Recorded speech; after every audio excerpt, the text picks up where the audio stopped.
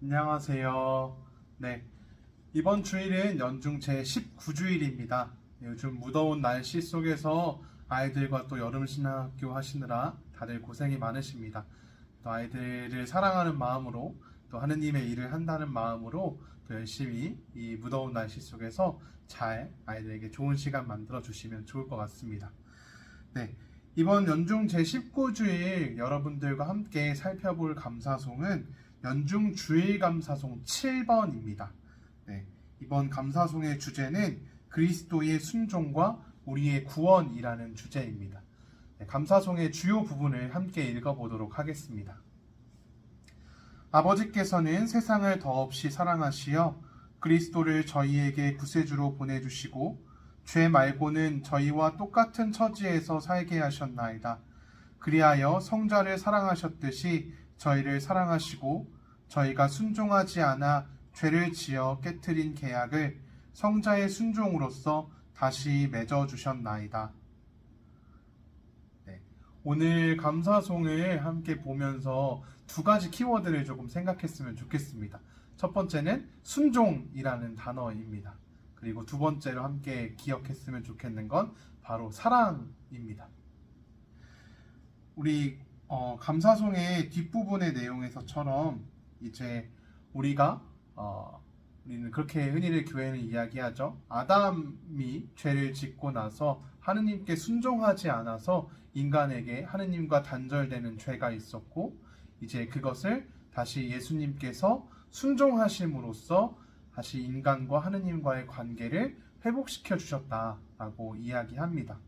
그래서 예수님께서 우리를 위해서 순종하시는 모습을 보여주십니다. 바로 하느님께 순종하는 모습을 보여주십니다.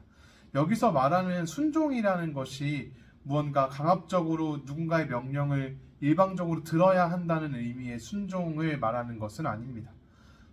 본인 스스로 누군가를 사랑하기 때문에 그 사랑의 표현으로 나 자신을 희생하는 것을 의미합니다.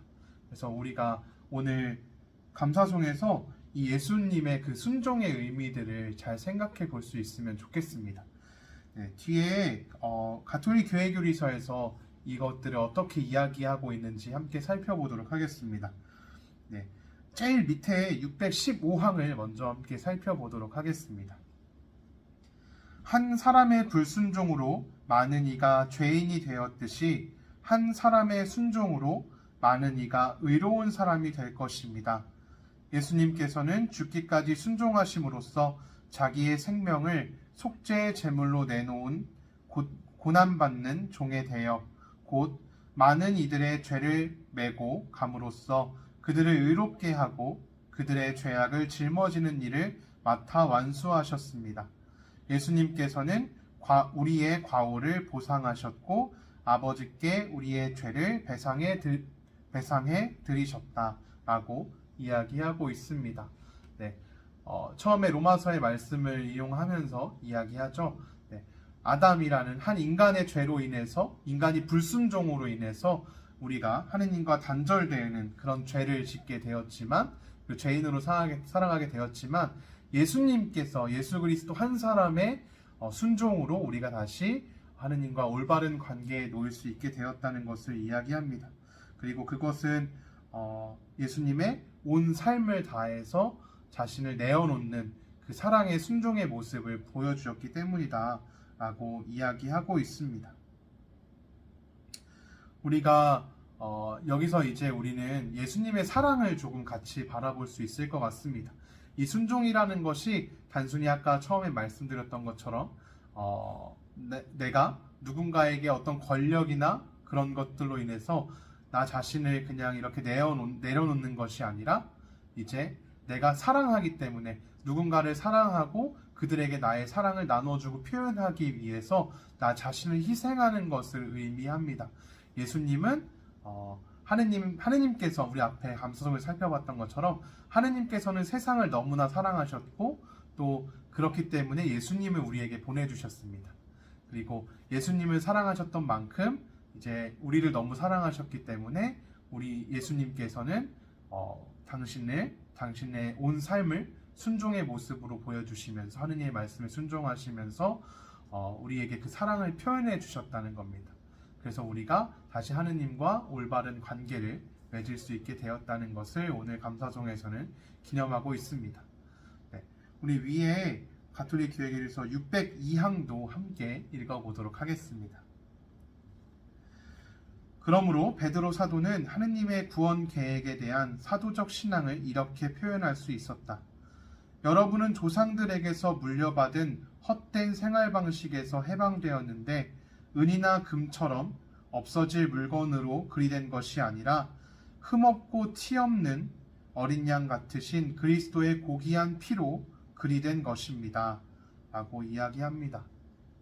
네, 우리가 이제 하느님과 또 올바른 관계에 놓이게 된 것, 우리가 잘못했기 때문에 우리의 올바르지 못한 헛된 생활 방식으로 인해서 이제 우리가 하느님과 올바른 관계에 놓이지 못하게 되었다면 이제 그것을 예수님의 그 희생으로 돈이나 이런 것들로 인해서 얻어진 것이 아니라 이제 당신을 희생하시는 그 고귀하신 희생으로 우리가 하느님과 올바른 관계에 놓일 수 있었다는 것을 이야기합니다. 그리고 이제 이 말씀은 곧 우리에게 앞으로 너는 어떤 모습으로 살아가고 싶냐라는 것을 물어본다는 생각이 듭니다. 예수님께서는 우리를 너무 사랑하셨기 때문에 당신 자신의 온 삶을 내어놓는 순종의 삶을 사셨다면 그럼 이제 예수님께서 반대로 우리에게 물어보실 수도 있습니다. 너는 어떤 모습의 순종을 보여줄 것이냐 라고 말입니다. 오늘 우리가 주일 복음으로 함께 살펴보았던 내용들도 이제 충실한 종과 불충실한 종의 이제 비유를 예수님께서 이야기해 주십니다.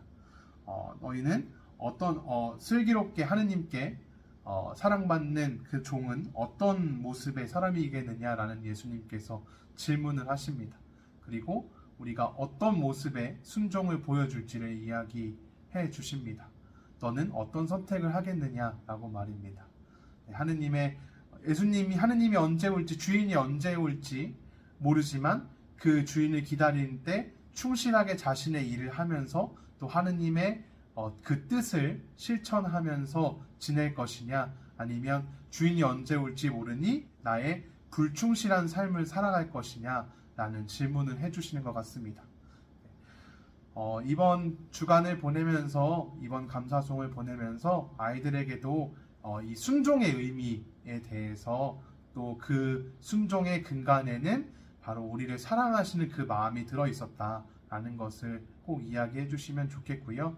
이제 그 많은 사랑을 주신 예수님께서 우리에게 어떻게 살아갈 거냐라는 말씀을 어쩌면 오늘 복음을 통해서 해주시는지도 모르겠다라는 이야기들을 꼭 해주셔서 우리가 어떤 모습으로 살아가야 할지, 또 우리도 마찬가지인 것 같습니다. 우리도 순종한다는 것이 어쩔 수 없는 복종의 의미의 순종이 아니라 나도 하느님을 사랑하기 때문에, 또 나도 나의 이웃들을 사랑하기 때문에 그 순종의 의미를 살아갈 수 있다는 것을 함께 생각해 보면 좋겠습니다. 네, 더운 날씨 잘 지내시고 다음 주에 또 뵙도록 하겠습니다.